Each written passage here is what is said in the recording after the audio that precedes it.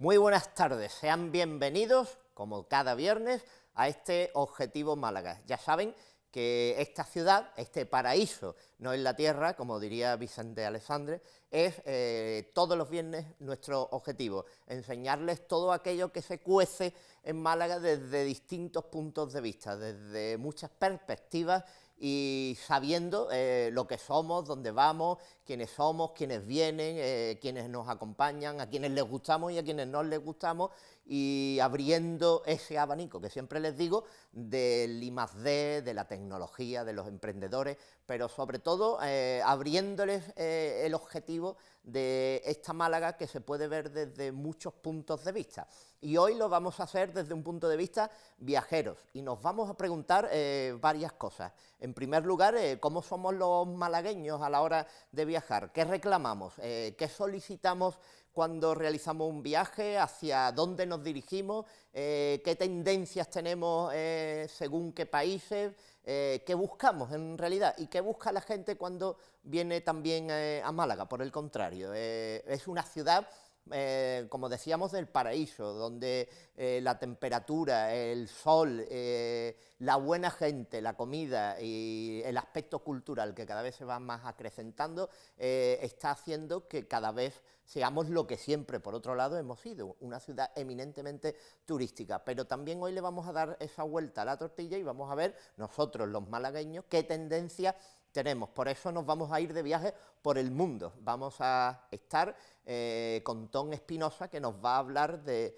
todos esos viajes que se pueden realizar, lo que se está solicitando hoy en día y lo que está más de moda en cuanto a viajes se refiere, en cuanto a las tendencias de los malagueños, en cuanto a estar conectados entre culturas. Y si hablamos de estar conectados, ya habrán visto y habrán comprendido principalmente que esta casa siempre pone a su disposición 2 terminales smartphone.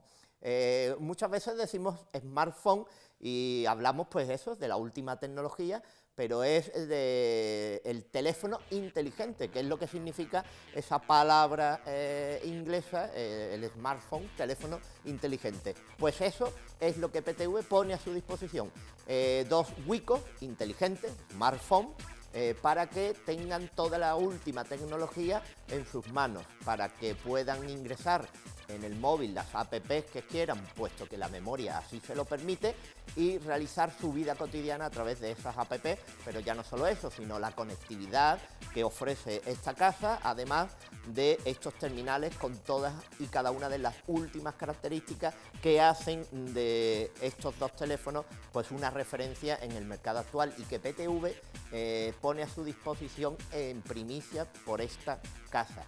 ¿Cómo? Llamando al 1650 y allí se pueden informar de todas las características técnicas, tanto de la pantalla AMOLED como del sistema Android que lleva, las cámaras frontal y trasera, la calidad de megapíxeles y todos aquellos elementos que hacen de estos smartphones pues 2 teléfonos de alta gama. Llamando al 1650 también podrán saber el coste de estos teléfonos, así como las formas de pago que tienen para tener y ostentar en sus manos este teléfono, o de una sola vez, o un pago fraccionado, para que ustedes puedan tener lo mejor de la tecnología móvil en sus manos. 1650 y allí un técnico les atenderá gustosamente y cariñosamente y les informará de todas las características que tienen, que son muchísimas más de las que yo siempre les digo. Y como hablábamos de estar conectados, de ir de un lado a otro del mundo, de ver el panorama que nos encontramos, ¿por qué somos diferentes a los malagueños cuando viajamos? También es otra de las preguntas y de las cuestiones que le hicimos a Tom Espinosa, que recuerdo que es el director de Savitur y nos enseñó pues ese mundo tan fantástico de los viajes. ¿En qué momento se encuentran los viajes? ¿Se viaja mucho, poco? Pues todo eso lo vamos a ver en unos vídeos y en un reportaje y en una entrevista que realizamos para comprender cómo viaja el malagueño y hacia dónde vamos, qué es lo que nos viene a nosotros, cómo tratamos a la gente y qué es lo que queremos a la hora de viajar. Así pues, vamos a informarnos de ello. Como hemos explicado en la introducción del programa de hoy de Objetivo Málaga, hoy nos hemos dirigido hacia un apartado que muchas veces hablamos de la Málaga turística, del turismo que recibimos, pero hoy queremos saber los malagueños qué tendencias tenemos a la hora de viajar, viajes específicos, un turismo temático, y todo ello lo vamos a hacer, como decíamos, con Tom Espinosa, que es el director de Sabitur. Tom, ante todo, buenos días. Buenos días. Lo estamos haciendo en esta mañana, aunque un poco ventosa, pero el turismo en Málaga, el malagueño, ¿qué pide en nuestros días a la hora de realizar turismo? Es decir, ¿hacia dónde se proyecta el malagueño en sus decisiones a la hora de viajar?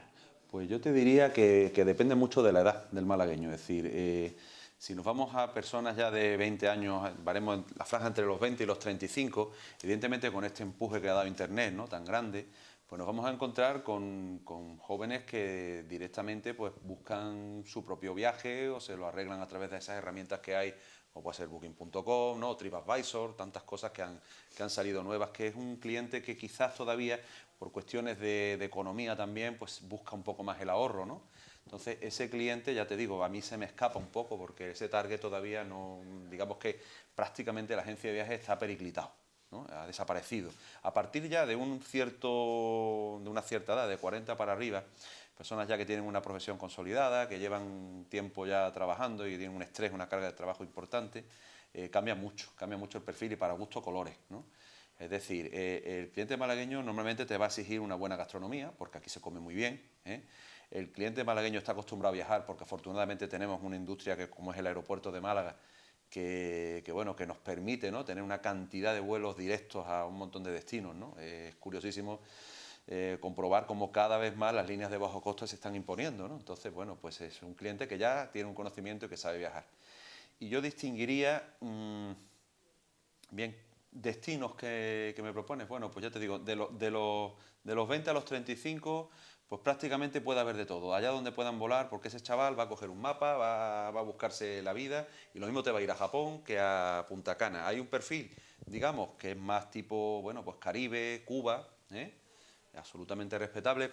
Yo no toco esos destinos porque a mí me va más lo cultural, pero bueno, pero existe ese perfil. Después está el chaval bien formado que dice, oye, no, yo me quiero ir a Praga y recorrerme Praga de arriba abajo, o bien Roma. Eso es un poco. Ahora ya, cuando comenzamos ya a subir, digamos, el baremo y la edad, ese cliente ya adquiere una sensibilidad, que no quiere decir que no la tengan los otros, pero sí que es verdad que cuando ya pues vamos avanzando en la vida, nos encontramos con que intentamos ponerle sentido al viaje, ¿eh? Y como tú comprenderás bien, Paco, si tú te vas a Roma y estás con el móvil buscando a ver por dónde se llega a esta calle, te estás perdiendo un montón de detalles que dejas de percibir, ¿eh? Dejas de percibir el cielo, esa nube tan bonita que hay, dejas de percibir los aromas, los sonidos, una cantidad de cosas porque estás más pendiente de llegar al sitio que de situarte en esa bella ciudad, ¿no?, o en esa como cualquier otra. Entonces, ahí ya esas personas también que llevan una carga profesional muy grande, que están todo el día agobiados, ¿no?, de repente lo que no quieren es más carga, no quieren más agobio, no quieren más estrés.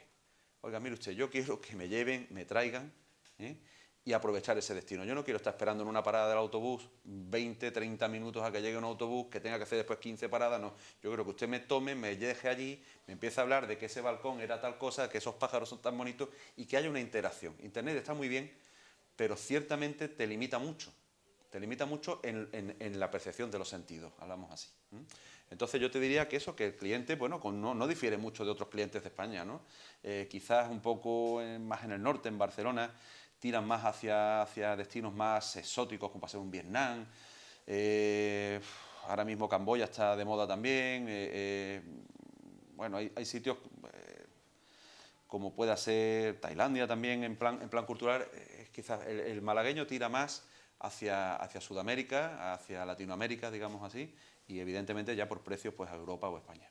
Entonces, podríamos definir entonces que hay dos tipos de viajeros a nivel nacional y mundial, y en malagueño en particular, aquel que ha buscado y rebuscado el viaje a través de internet, online, Sí.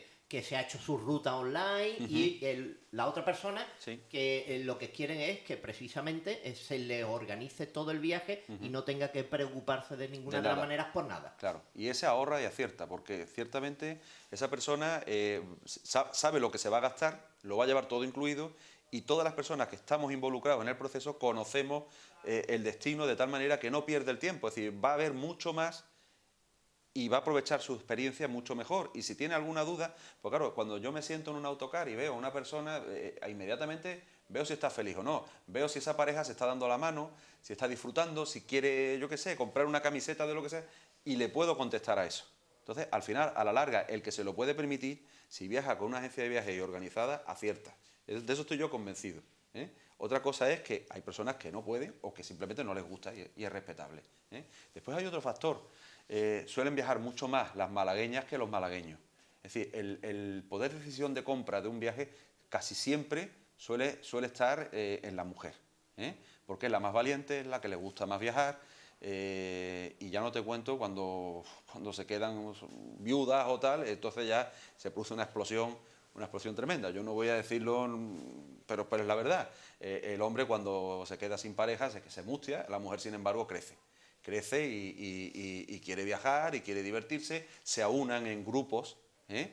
Y bueno, te puedes encontrar, yo precisamente mañana me viajo a Japón con 37 personas, de las cuales solo 36 son mujeres, ¿sabes? Así que... Cuidado, ¿no? Ya te digo, ¿eh? O sea, que ellas son valientes y se mueven, ¿no? Y son capaces de aventurarse a los sitios más extraños, ¿no? ¿Qué piden los malagueños por tu experiencia y esas malagueñas que solicitan una vez que llegan allí? Estábamos hablando que hay un viaje organizado, pero la organización te elige el hotel, las rutas, los desplazamientos, pero ¿qué nivel de satisfacción exigen los malagueños a la hora de viajar en cuanto al alojamiento, a la comida? Tú decías que evidentemente somos muy mijitas en el tema de la comida, pero también nos abriremos a todo aquello nuevo, ¿no? Nosotros procuramos dar, en cuanto a la gastronomía, bueno, nosotros estamos en la Academia Gastronómica de Málaga y por tanto nos importa mucho y bien el comer porque consideramos que es una cultura más. Es decir, si tú vas a Japón no te voy a dar solo sushi, ¿no? Hay mil gamas y voy a procurar dártelas para que las pruebes, ¿no? Y puedes encontrarte de todo. Ahí sí que es verdad que la gente joven es más flexible y quizás esté ya más educada en el aspecto gastronómico que las personas mayores. Por ejemplo, llevarte una persona mayor a Roma o a Italia es complicado. Es complicado porque tú sabes que hay mucha pasta, pero la pasta no tiene por qué ser igual y hay muchos matices y sin embargo ese tipo de comida no les gusta. Entonces ahí sí encuentro que la juventud malagueña ha llegado a desarrollar, digamos ya, una capacidad, una apertura mental en cuanto a comer y sabe y conoce y te exige. Y no solamente te exigen comer, sino también en buenos vinos, ¿eh? Y sin embargo, pues las personas mayores quizás pues van a un menú más clásico. Ahí también tienes tú que ver un poco, dependiendo de la persona y del grupo y de las características, pues bien irte a lo clásico o arriesgar un poco más, ¿no? Por otro lado, también, bueno, en base a los hoteles, bueno, pues depende un poco. Normalmente el cliente, la media va a un hotel de 4 estrellas, ¿no? También volvemos a tropezar muchas veces con un problema, y es que en España tenemos muy buena hotelería, y hay destinos donde eso no es así. De todas maneras, siempre hay que distinguir entre turistas y viajeros. Hay personas, el turista va precisamente a disfrutar de un confort, a un estándar. El viajero busca sensaciones, busca experiencias, ¿eh? Entonces, si vamos a ir a la ruta de la seda, Uzbekistán, por ejemplo, pues evidentemente ni en Samarcanda, ni en Jiva, ni en ninguna de esas ciudades te voy a dar un alojamiento. Vamos, los hoteles tienen todavía el gotelé y el aire acondicionado que suena, pero bueno, es que estás en Samarcanda, ¿no? Y estás viendo una maravilla, estás siguiendo los pasos de Marco Polo. Entonces, yo creo que también depende un poco de la formación y afortunadamente cada vez pues, nos encontramos con un público mejor formado, ¿eh? y que sabe apreciar el conjunto de las cosas. Últimamente, cuando viajas a Europa también, nos pasa que todo está globalizado. Entonces tú te vas a Alemania, te vas a Francia, te vas a Bélgica y oye, las mismas tiendas, las mismas historias y bueno, sí, pues sé que estoy en otro lado porque hay un idioma diferente, pero prácticamente no hay sensaciones nuevas y cada vez se demanda más el tener un viaje distinto. Un viaje donde yo vaya a un sitio y diga, caramba, esto no me lo conozco, este sistema es completamente distinto a lo que yo suelo vivir. Entonces, ahí se supedita un poco lo que es la calidad de los hoteles a vivir esa experiencia. Y eso también al principio era muy difícil y últimamente cada vez nos encontramos con público más experto, y con más ganas de sorprenderse. Entonces estamos viendo también en estos últimos años lo que tú decías, un turismo de experiencias y unas experiencias que están muy asociadas al turismo de aventura, de unas determinadas disciplinas de riesgo, como les llamo yo, porque se busca pues quizás un punto de extremo, ¿no? En las vivencias que se exijan. También eso ha cambiado con los tiempos. Antes Sí. iba uno a ver monumentos específicamente y un turismo gastronómico. Pero ahora lo que se requiere es que la adrenalina esté a la orden del día. Bueno, no te puedes imaginar. Yo el otro día, precisamente una pareja malagueña, ¿no? Me la encontré en Ushuaia, que está al extremo sur, ¿no? Lo más cercano que estamos del Polo Sur. Y llevaban los chavales unas bicicletas en el avión, unas cajas preparadas. Y yo decía, bueno, ¿pero a qué venís? Y dice, no, aquí nos vamos una semana entera a hacer mountain bike por aquello, ¿no? Y yo decía, coño, qué gente más valiente. Pero es que me los he encontrado en Vietnam, cerca de Son La, ¿no? Son La, aquello, digamos, una distancia entre la Cala del Moral y llegar a Nerja, pues te puedes tirar 8 horas para llegar de un sitio a otro, de cómo está la carretera y bueno, te sorprendes ver gente cada vez más activa, ¿no? No sé, ahora se está poniendo de moda Sikkim, Darjeeling, Bután, y te encuentras malagueños por todos lados. Y claro, es que por fin se ha entendido lo que es un viaje, el placer de un viaje. Mira, tú puedes comprarte un coche, te puedes comprar, no sé, 1000 cosas, ¿no? Pero un viaje tiene tres momentos. La ilusión de ir, la preparación, el momento de disfrutarlo y el recuerdo. Y eso te lo llevas contigo. El resto, el coche, cuando te vayas de este plano no te lo vas a llevar. Ahora, esa experiencia sí. Esa experiencia sí que te la llevas, sí. Y después, otra cosa que siempre hemos mirado mucho, no sé cómo andará ahora, personalmente puedo tener una opción al decirlo, pero la gente reclama también unos viajes de una cantidad de dinero que han bajado mucho con respecto a viajes de años atrás. Se ha acoplado mucho a las crisis económicas, a las circunstancias de las familias. No es lo mismo viajar en una pareja que la familia entera, Claro. o un individual como en toda la familia, ¿no? ¿Los viajes han cambiado mucho su precio o se han adaptado y han reducido los gastos superfluos? Bueno, pues si me hablas de familias, pues sí, efectivamente, si son familias, seguimos yendo a Euro Disney, ¿no? Que es el viaje por clásico, ¿no? Para un padre con niños de una edad pequeña, ¿no? Y bueno, ahí hacen un esfuerzo. Ahí la verdad es que en ese tipo de viajes se hace un esfuerzo porque merece la pena, pero en otros, por supuesto, que ya se van quitando añadidos, ¿no? Y cada vez más te viene el cliente y te marca un precio. Lo que pasa, por ejemplo, en los viajes de estudiantes, ¿no? Hablamos de estudiantes, pues ahí se nota mucho más. ¿Por qué? Porque los colegios normalmente lo que intentan es que todos los alumnos vayan. Entonces ahí hemos notado, la percepción es que, y con buen criterio me parece, que los colegios han decidido darle oportunidad a todos los alumnos a viajar. Claro, en esa clase hay todo tipo de familias con muchas realidades económicas, ¿no? Entonces, si antes iban a Londres, por ejemplo, que solían ir a Londres, ahora no están yendo a Barcelona, no están yendo a Madrid. Ese es un aspecto. Después está los viajes de novio. Bueno, eso básicamente no ha cambiado. Y lo que sí que te diría, Paco, es que lo que sí que hemos notado es que a lo mejor hay una parte de la sociedad que debido a la crisis lo que no está es viajando. Lo que no está viajando. Y sí se nos ha ampliado el mercado, digamos, al target de las personas de grandes viajes. Entonces, realmente el que viaja hace un esfuerzo.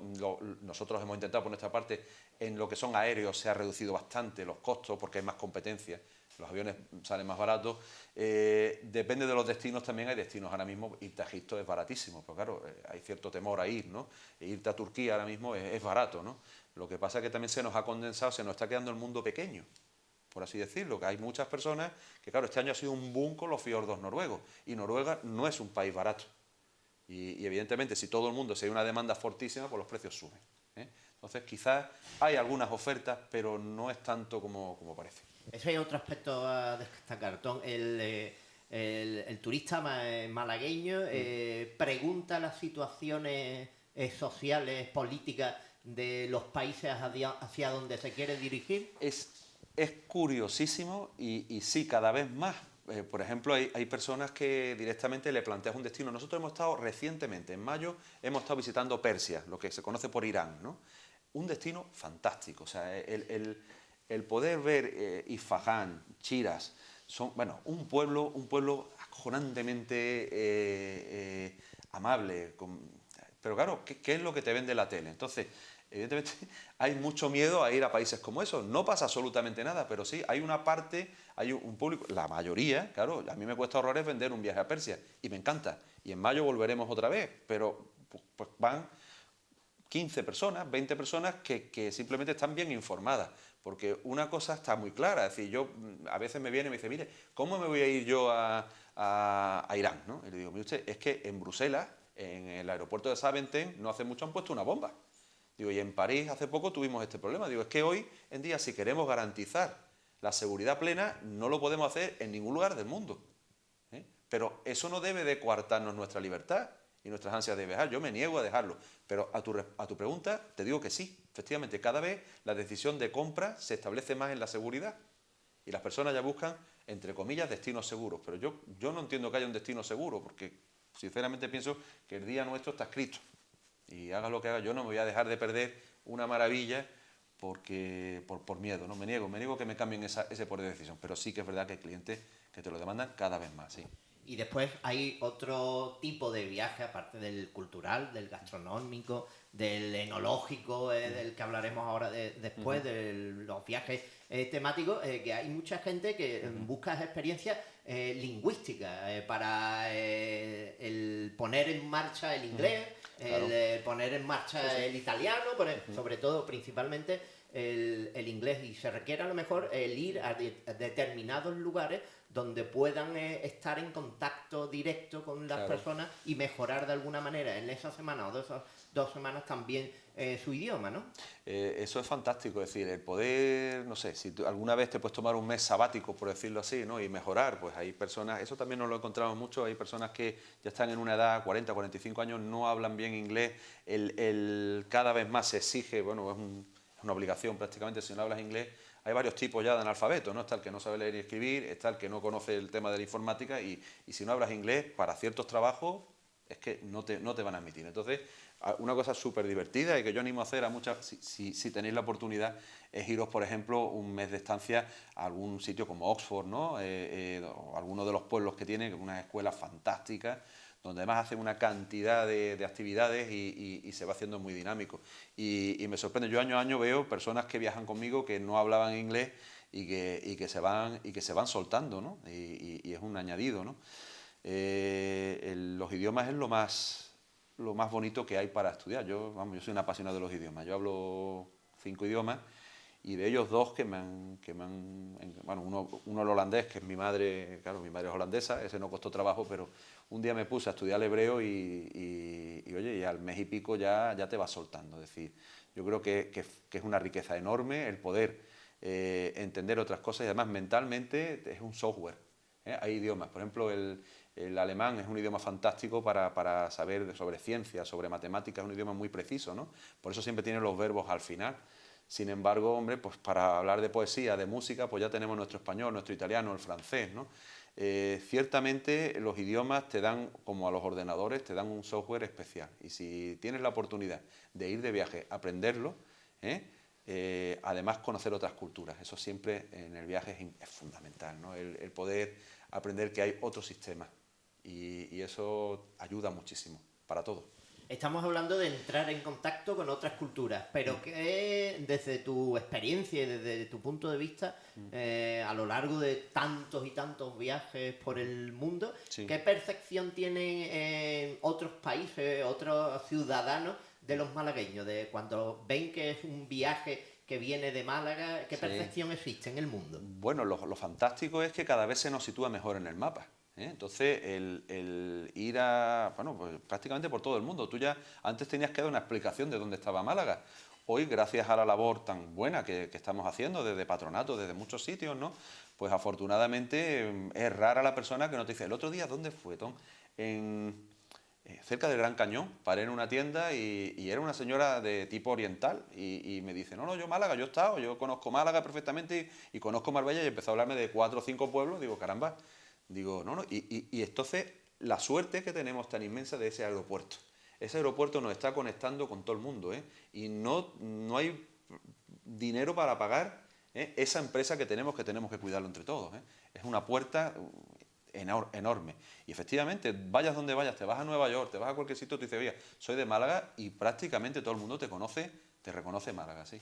Es importante la proyección del aeropuerto y también aquellas compañías que ponen a disposición viajes directos. El viaje directo de Málaga, cualquiera de las ciudades o esos puntos hacia Málaga, parece mínimo, parece una realidad que, bueno, la compañía ha puesto un viaje directo, pero realmente te está conectando en primera magnitud con el resto del mundo. Y es la tendencia, es decir, el 70% de los vuelos que están aterrizando en Málaga son compañías de bajo coste. O sea, el 30% solamente regulares, ¿eh? No obstante, aún así, hay que echar un capote, vamos, un halago, ¿no?, a una de las compañías que a mí más me gustan en línea regular, es las líneas aéreas turcas, ¿no?, la Turkish Airlines. El tener ese vuelo conectándonos con Estambul es que nos abre un abanico inmenso, es la línea aérea más grande de Europa. Entonces, y ya tienen 2 frecuencias. ¿Eso qué quiere decir? Que tiene prácticamente abierta toda Asia para llegar a Málaga y para salir también. África, que también tienen un montón de puntos de conexión, y Europa. Entonces, bueno, pues la verdad es que esa labor se está haciendo bien, por parte también, bueno, de los políticos nuestros y por supuesto de AENA, ¿no?, de la dirección de AENA, que lo hace fantástico. Especialmente a Luis Utrilla, a su director, que es fantástico, un fenómeno. ¿Es el malagueño, es la malagueña, un embajador maravilloso cuando viaja y habla de su tierra?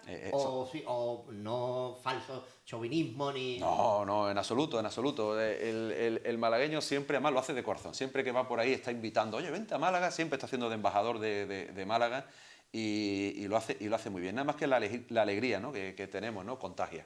Eso es llevar un grupo de malagueños, de malagueñas a cualquier lado del mundo. Fíjate, hay veces que este viaje a Estados Unidos último que hicimos, íbamos en un autocar y veníamos de muchas ciudades de España, ¿no?, pero había un grupo nuestro, ¿no?, de Málaga, y te quedas sorprendido que se quedan con el traspaso, ¿no? Enseguida ya va todo pivotando en cuanto a nuestra alegría, a nuestra forma de vivir, a nuestra educación también. Somos gente bastante calma y bastante correcta, ¿no?, a la hora de ir a visitar, a atender, cómo nos dirigimos a las camareras de planta, a todos los segmentos de un hotel. Pues el malagueño yo creo que tiene una dulzura especial, ¿no? No es nada estirado, no es nada... Y eso ayuda mucho, eso ayuda mucho.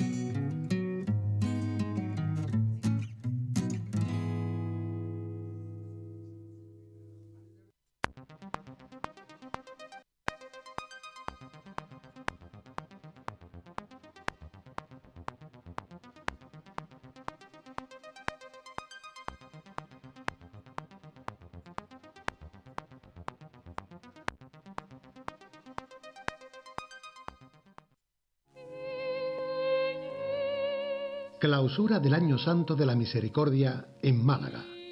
La agrupación de cofradías de Semana Santa convoca a los malagueños y fieles en general a despedir el Año de la Misericordia.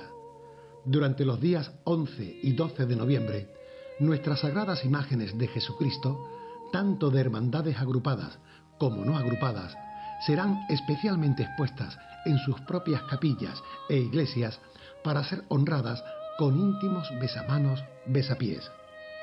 11 y 12 de noviembre. Acércate al Señor. Siempre nos espera con su rostro de misericordia.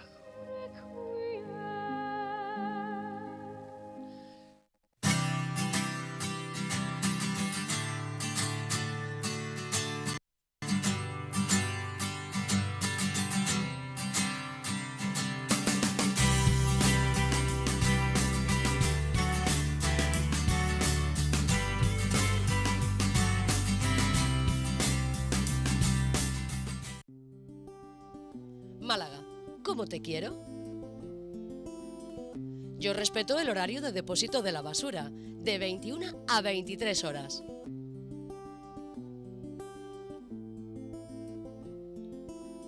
Y en el reciclaje, cada uno a su color. ¿Y tú?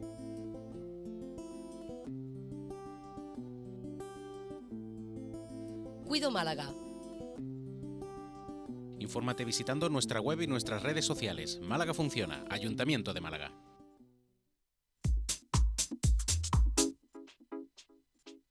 Volvemos porque hemos viajado ya no solo por distintos países, sino por el mundo. Y vamos a saber más de otros tipos de viajes, viajes más temáticos. Un turismo enológico, un turismo de peregrinaciones, un turismo a Japón. Así pues, viajemos, que los malagueños estamos en todas partes del mundo, y viajemos también hacia el próximo viernes, porque será cuando nos volvamos a ver en este Objetivo Málaga. Sean felices, sean viajeros y sobre todo malagueños, que es lo que vale. Tom, volvemos en esta segunda parte del programa y vamos a incidir, como habíamos ya dicho en la presentación, en el viaje temático. Y uno de los viajes temáticos que precisamente os habéis especializado y tocáis más a lo largo de vuestro recorrido laboral es el de las peregrinaciones. Son viajes que han existido, evidentemente, toda la vida de Dios, y nunca mejor dicho, pero hay lugares que la gente solicita por tener un encanto especial, como hablábamos antes. Pues ese encanto lo encuentran en lugares santos principalmente, y peregrinaciones a lugares hacia donde existe un cúmulo de sensaciones religiosas. Unas las enfocan hacia el catolicismo, hacia el cristianismo, pero en realidad cuando llegas allí te das cuenta que lo que hay es un eje central de una ciudad como puede ser Jerusalén, por ejemplo. Hablamos de Fátima, de Lourdes, de Italia, la zona de Italia, y el viaje temático es uno de los grandes viajes que realizáis vosotros. Sí. Bueno, hay personas, el peregrino es una persona que está en búsqueda. Normalmente es una persona que trasciende, ¿no? Que busca el ¿por qué estoy aquí? ¿Yo por qué he venido a este mundo? ¿No? ¿Por qué estoy aquí? Entonces, esas personas con esa sensibilidad pues van con su antenita puesta, vamos a decirlo, ¿no? Siempre van testando en todo, no solamente peregrinando, sino en las relaciones con los demás. Pues me planteo tratar a esta persona mejor porque siento que es parte mía. Y digamos que esa frecuencia modulada que tiene cada lugar, pues hay sitios como puede ser Jerusalén, que se le conoce, por ejemplo, como un nombre que se llama la Shejinah, ¿no? La Shejinah es la presencia de Dios en hebreo, ¿no? Pues bueno, pues quieras que no, estas personas que sentimos la fe, bien sea Jesús, bien sea, bueno, cada uno en la suya, pues cuando tú llegas a Jerusalén y te aproximas a esa ciudad, pues la señal que recibes es tremenda. Es algo que te conmueve, que te eriza los pelos.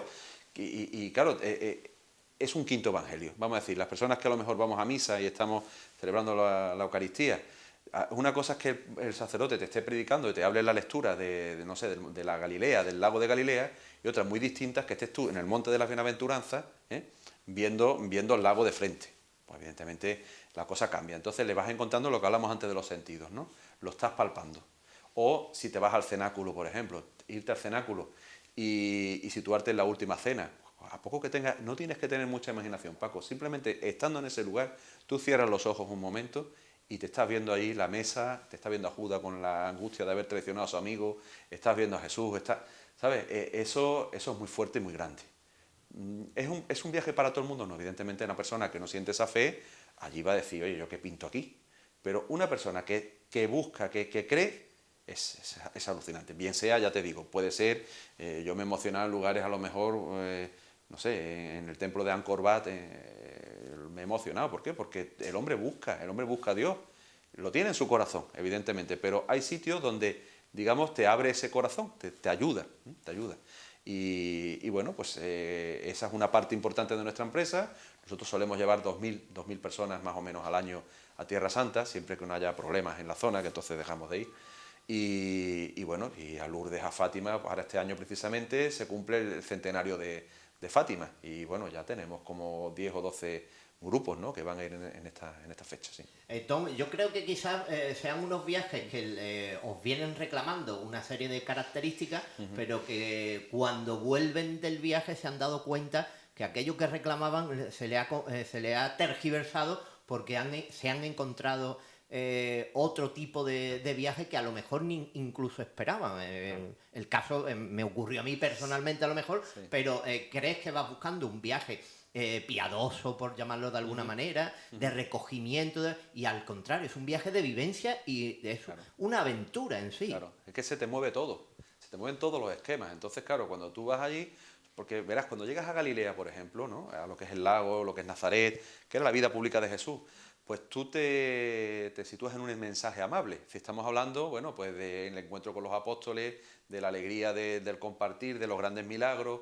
Entonces, en un verdor, en una tierra que tú conoces bien, que toda esa zona es muy fértil, ¿no? Todo te llama a todos abundancia, y de repente sales de ese entorno y encaminas la carretera 90 que va hacia Jericó y te encuentras en un desierto agreste, hostil, ¿no? Y entonces ves de repente de frente en Jericó el lugar de las tentaciones de Jesús, ¿no? Y ya has visto lo duro que es ese sitio, esas piedras, ¿no? O el Mar Muerto, ¿no?, el lugar donde se situaba Sodoma y Gomorra, por ejemplo. O pues, comienza ya de repente la subida a Jerusalén y ya el corazón ahí ya te bombea a un ritmo impresionante, porque mira, Jerusalén va todo acelerado. Claro, estamos hablando de principio es la alegría, el nacimiento, la anunciación, y de repente te metes en una ciudad y en 3 días te voy a meter toda la pasión de Jesús. Caramba, es que eso te deja listo de energía. Otro aspecto, Paco, que te quería yo hablar es la importancia de los franciscanos allí. ¿Por qué? Porque realmente nosotros en el Viernes Santo colaboramos con una colecta que se da para los santos lugares, pero las verdaderas piedras vivas de Tierra Santa son los cristianos que hay allí. Los cristianos que hay allí. Entonces, hay un aspecto, tú me hablabas antes de seguridad en la primera parte de la entrevista. Pues verás, la seguridad de viajar a Tierra Santa es total. Para un peregrino es total. ¿Por qué? Porque desde el año 48, que se establece el Estado de Israel, hasta hoy, digamos que Israel tiene un nivel de vida altísimo. Te hablo de Israel judía, pues tiene 3 universidades dentro de las 50 primeras del mundo. España, por ejemplo, no tiene todavía ninguna en ese ranking, ¿no? En sanidad también, pero ¿y Palestina? Palestina no está así. Y entonces, ¿qué ocurre? Pues desde el año 48 los niños palestinos se educan en las escuelas de los padres franciscanos. La mayoría son musulmanes, hay unos pocos de cristianos, la mayoría son musulmanes. Y los frailes le dan educación a todos gratuita, les ponen también los zapatos si los llevan rotos, les dan de comer. El niño va a su casa a cenar, pero el resto de las comidas se las dan todas. Y eso lleva desde el 48 hasta ahora, gracias a los peregrinos que vamos allí, que con los aportes que damos en las misas, las donaciones que damos cuando estamos allí, pues se sostiene una obra social que cuesta $1 millón diarios. Por tanto, no cabe en cabeza de ningún palestino atentar contra la mano que le da de comer.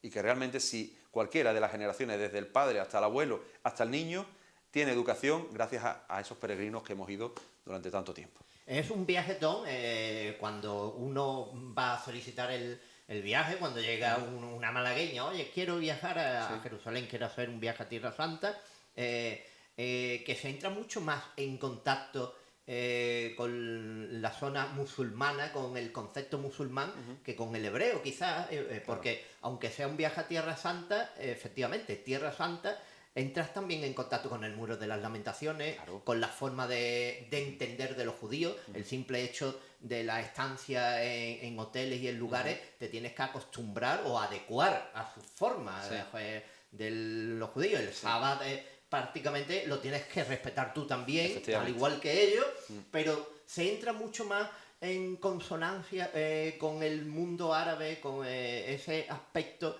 y quizás a lo mejor incluso volvemos y se nos queda en la mente más esa civilización, esas gentes que están allí, esa cultura, que la otra cultura, ¿no? Que la tenemos mucho más cercana a través de pues toda la televisión, las películas, en ese concepto, ¿no? Bien, Tierra Santa, la verdad es que casi siempre suena más lo feo que lo bueno. Es decir, hay una realidad que existe, que es que en los hospitales, por ejemplo, si hay 2 camas, puede haber un paciente palestino y uno judío, y a lo mejor el judío se tiene que ir y dice, mira, échale un vistazo a mi madre, que voy a salir un momento, y colabora. Es decir, esa es el 80 al 90% de la realidad de Tierra Santa.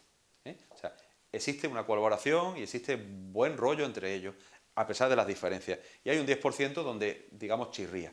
Cuando tú me dices que la mayoría de la experiencia o la mayor parte de la experiencia se produce con el contacto con los palestinos, con el pueblo árabe, es cierto, pero tiene una explicación muy lógica. Es decir, normalmente los judíos tienen un nivel tecnológico muy alto, se dedican más a trabajar en hospitales y a trabajar en otros en otros medios, ¿no? Sobre todo temas de software, de ordenadores, son una auténtica potencia, por aquella formación que decimos que tiene una formación más alta, ¿no? Y sin embargo, el contacto del peregrino siempre va a ser con el conductor, que es palestino, con los camareros, que también suelen ser palestinos, con el recepcionista, con todo lo que tiene que ver con el mundo del turismo en Tierra Santa es palestina, incluso los guías. Obviamente también la imagen, la entrada nuestra, nosotros solemos tener guías palestinos cristianos, evidentemente. ¿Por qué? Porque si tú vas de peregrinación, hombre, no quiere decir, porque hay magníficos guías profesionales judíos, pero ya vamos a un aspecto de fe, es decir, yo vengo a vivir mi fe, yo vengo a rezar. Entonces, evidentemente, hay cristianos dentro de los árabes y son personas devotas también, muy bien preparadas y que evidentemente te van a dar una imagen y una sensación mucho más acorde a lo nuestro. Y no hay que olvidar también que nuestras raíces son muy árabes, ¿no? Entonces, el peregrino cuando llega a Tierra Santa no se siente en absoluto, no sé si te pasó igual, en cuanto pones un pie allí, no te sientes fuera de casa, es como que es una extensión, es como que Jerusalén es la tierra de todos. Bueno, yo le echaba la culpa a Zohar, que es una guía espléndida, de las mejores que yo me he encontrado a lo largo de mis viajes y que efectivamente entra en contacto contigo, pero ya no desde un punto de vista espiritual por ser cristiana también, católica, sino personal, de amistad y por la explicación que te da y por hacerte una aventura de aquello, y de hablarte de un hombre que estuvo en aquel territorio, en aquellas tierras. Yo tengo una frase cuando vine, y es que fui buscando un Dios y vine y volví encontrando a un hombre. Quizás, ¿no? Y ese viaje de Jerusalén te muestra algo así, ¿no? Claro, evidentemente, además lo ha expresado muy mejorablemente, es decir, la humanidad de Jesús, ¿no? Voy a encontrarme con el hombre, porque hay que poner eso en valor, ¿eh? Muchas veces denostamos el hombre, ¿no? El hombre es la creación mejor de Dios, ¿eh? La mejor, pues fue la última además, y la que dijo Dios y vio Dios que era bueno, ¿no? Y en Tierra Santa, y especialmente con las personas que solemos trabajar en turismo, verás, los guías y todo esto, son personas que están muy acostumbradas a recibir todo tipo de personas, y estos son excelentes. Y Soad, la persona de la que me habla, bueno, el público no la conoce, pero es una mujer que tiene pasión por Jesús y tiene pasión por las personas, pero después tiene un sentido común que tira para atrás, porque el ser religioso no es contrario a tener sentido común, a divertirse, a reírse, y normalmente las peregrinaciones son muy divertidas. Eso es otra cosa que quizás no lo concibas, ¿no? Que vas a una peregrinación, claro, y vas a hincharte de reír, a divertirte, a disfrutar, a hacer turismo. Otra cosa importante, y vamos ahora a hablar de otras cosas, pero en la peregrinación otra cosa que concibes son las distancias. Cuando quizás hablas, y fue desde Galilea, cuando tú te das cuenta allí de las distancias que recorrieron, que recorren y que andando, es cuando te concibes la capacidad y el tiempo, ¿no? Claro, y sobre todo cuando vas a Nazaret, ¿no? Y te ves Séforis. Séforis es una parte curiosísima que no se suele visitar, pero nosotros lo estamos incluyendo. Séforis está como a 15 kilómetros de Nazaret, y era una ciudad romana, y muy probablemente San José y Jesús pues, tuvieron que ir ahí a trabajar, porque era donde estaban las obras, ¿no? Se dice que San José, pues bueno, era carpintero o una persona manita, ¿no? Lo que conocemos por un manitas, ¿no? Y claro, cuando tú te pones, te sitúas en Nazaret y dices, no es lo que tenía que andar el niño con el padre todos los días para arriba y para abajo, ¿no? Y tantas cosas, ¿no? El mismo lago, ¿no? Cuando tú ves ese lago y de repente, que está hecho una balsa, se le montan unas olas de 3 metros, y te pones a pensar en Pedro y a Jesús calmando la tempestad, ¿no? De repente dices, oye, pues es verdad, esto es así, esto no está dicho por una casualidad, ¿no? Esta realidad aún existe, y estos paisajes que estoy viendo yo son los mismos que vio Jesús en su época. Eso no ha cambiado. A lo mejor, que te digo, en el río Jordán, que tú has renovado las promesas del bautismo en el río Jordán, pudiera que San Juan Bautista estuviera 10 metros más para allá o 3 metros para el otro, pero este era el entorno, ¿no? Este era el entorno. Entonces es algo que se vive indudablemente. Hemos hablado a lo largo de este tiempo de viajes, de las tendencias de los malagueños, de qué reclama el malagueño cuando viaja. Hemos hablado de un viaje de peregrinaciones, principalmente a Tierra Santa y Jerusalén, que son los más demandados. Evidentemente, en años especiales como el de Fátima, al que hacía referencia, pues el número de viajeros y de malagueños que vayan a Fátima será mucho mayor para reencontrarse con otras sensaciones, pero también dimos una pincelada al principio del programa de ese turismo temático, y ya no solo de peregrinaciones, sino, por ejemplo, un turismo que busca las catas de vino, un turismo enológico. Que también realizáis y que también os solicitan los malagueños. Bueno, ese es de los que yo siempre me apunto, ¿sabes? Pues no vuelves más delgado, pero de feliz viene feliz, ¿no? Sí, ahora mismo estamos haciendo unos circuitos muy interesantes, vamos a Rioja, ¿no? Y de la mano de, bueno, de personas que conocen el lugar, ¿no? Pues normalmente solemos visitar como unas 3 bodegas, ¿no? Vamos a Olarra, vamos también a Remírez de Ganuza, vamos también a Marqués de Riscal, ¿no? Y eso se combina. Y de verdad que cuando tú te metes en el turismo enológico aprendes un montón a apreciar lo que estás bebiendo, ¿eh? Independientemente de que yo, por ejemplo, no tengo un paladar exquisito ni te sé diferenciar matices de vino, ¿no? Hay gente que te dice, no, esto sabe a corcho o sabe a neumático quemado, ¿no? Y dices tú, bueno, ¿qué lengua tiene este hombre, ¿no? Pero, por ejemplo, hay una bodega, no voy a decir nombre, pues no sé si se puede decir, pero sí, Remírez de Ganuza, ¿no? Que a mí me dejó sorprendidísimo, ¿no? Porque, claro, cuando tú pagas por una botella 100 y pico de euros, tú dices, bueno, ¿y esto por qué, no? Claro, cuando lo ves y ves todo el proceso, que recogen la uva en cajitas de 5 kilos, ¿no? Para que no se aplaste, que cuando le quitan el rabito hay una máquina que le quita el rabito y la gota de zumo que sale del rabito se aprovecha para limpiar el resto de la uva. Cuando vas viendo todo el proceso hasta que sale la caja envuelta en una manta térmica, en un... Pues claro, y lo mejor, ¿sabes, Paco, lo que es? Que después de todo el proceso terminas con una pedazo de degustación, ¿sabes?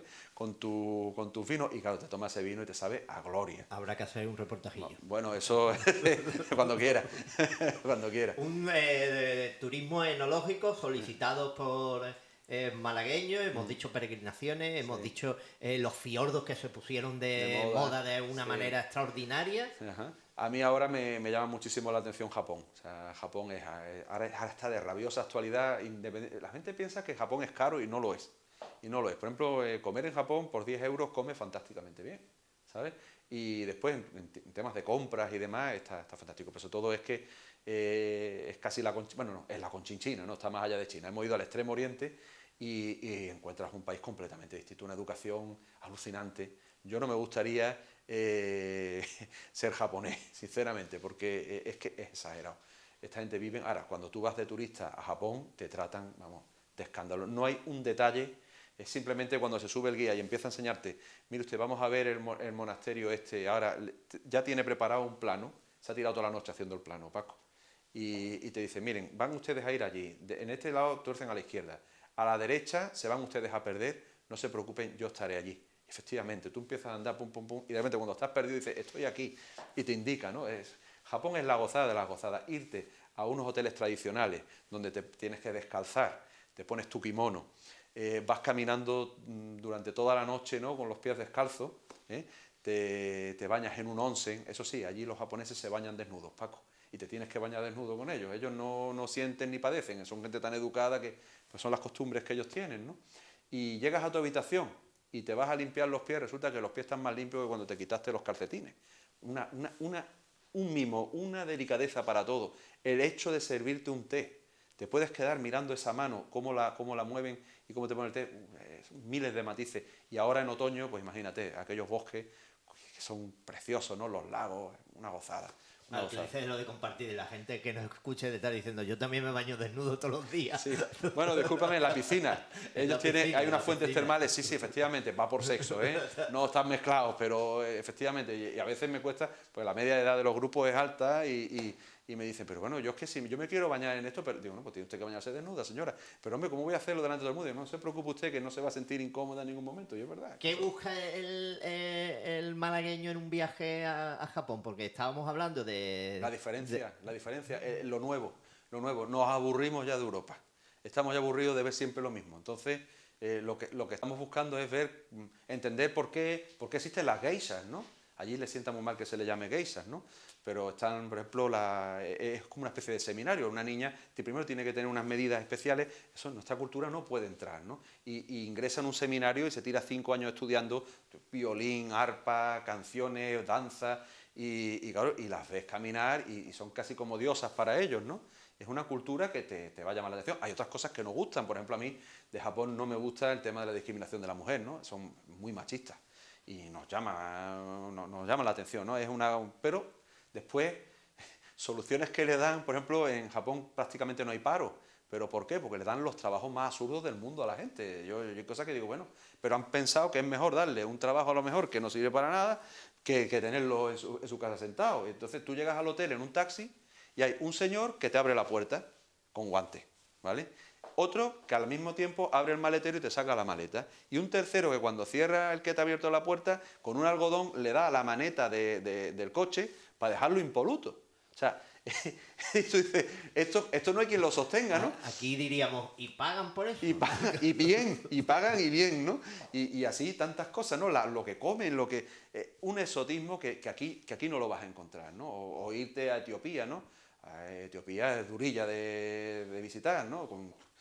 Los olores son tremendos, pero después de repente te sorprende el orgullo de ese pueblo, ¿no? No es un pueblo para nada servicial, y dices tú, caramba, y aquí que estamos tan acostumbrados a agradar y tal, cuando te encuentras esa realidad y dices, caramba, fíjate, no tienen de nada, pero son orgullosillos, cosas que reflejen la variedad del ser humano. Lo que no podemos es ya que nos estamos convirtiendo en autómatas.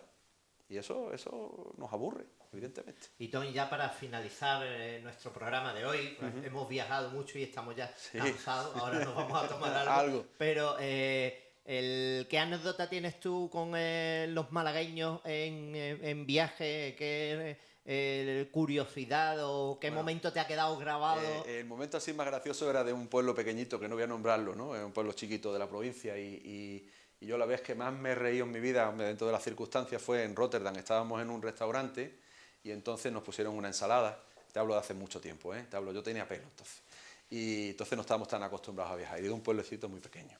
Y entonces había unas 5 personas en una de las mesas y estaban tomando la ensalada y de repente pues caigo en la cuenta de que en vez de estar echando el aliño de la ensalada con el convoy nuestro, estaban echando la parafina de las velas.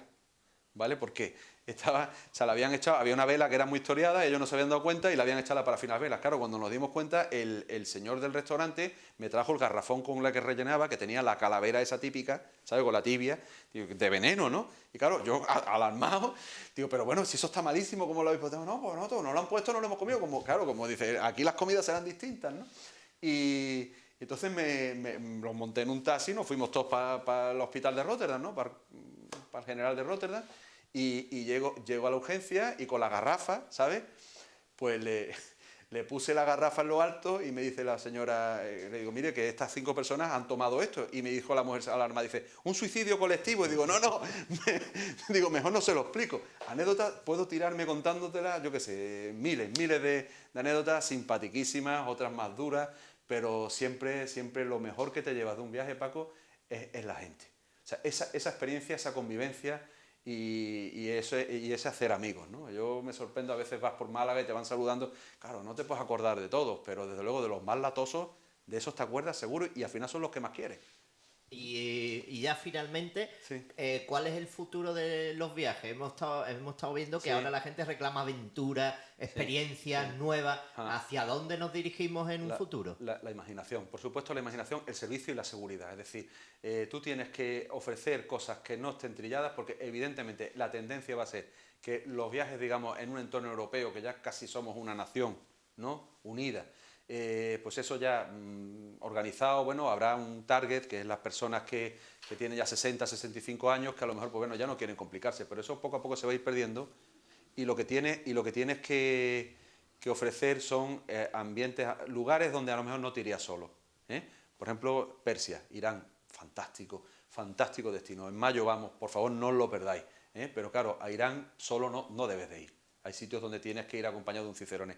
Esa es la cuestión. Y sobre todo poner en valor que cuando viajas con una agencia de viaje, al final ahorras dinero, créeme. Y si tuviéramos que definir en muy poquitas palabras, o si tuvieras que definir en muy poquitas palabras al malagueño viajando, ¿cómo lo relataría? ¿Cómo lo definiría? El malagueño es un ser, el viajero es un ser cachondo, excepcional. Normalmente son personas que se adaptan, son divertidos, flexibles, disfrutones, les gusta comer, les gusta beber, cercanos, ¿eh? El malagueño necesita de cercanía también.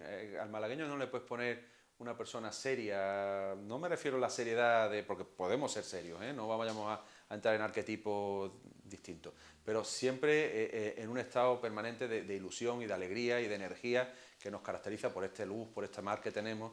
No somos personas tristes, somos personas que por donde vamos pasando iluminamos, y damos alegría a los demás. Quizás un poco ruidosillo, a lo mejor si te vas a países eslavos, países nórdicos, cuando entras en un restaurante te encuentras a lo mejor alguno haciendo así, tapándose los oídos porque no está acostumbrado a este verbo fácil que tenemos, pero bueno, es nuestra manera. La sobremesa, ¿quién va a perderse una sobremesa? Pues Tom Espinosa, director de Sabitur, encantados por escuchar como Gulliver la historia de los viajes, de hacia dónde van los malagueños, qué preferencias tienen, de haber conocido un poquito más el mundo a través de tus palabras, y nos vemos por el mundo, desde Málaga hacia el mundo. Pues si Dios quiere, además, muchas gracias a vosotros primero por impulsar esa Málaga, ¿no? Que tenemos que hacer por impulsar primero los negocios locales, ¿no? No te lo comentaba, pero nosotros tenemos clientes desde Argentina y estamos en Málaga. Y hay personas que se apuntan de Argentina para incorporarse a nuestro circuito, ¿eh? Entonces, en Málaga hay grandes empresas, hay empresas también que tenemos que mirar muchas por ellas, que son las empresas de segunda generación, de tercera generación. Esas hay que mimarlas especialmente, porque esas son las que llevan la economía para adelante, ¿eh? Y bueno, pues aquí estamos, y siempre Procono pues está ahí apoyándonos y dándonos un aliento. Pues nos vemos en el mundo. Pues venga.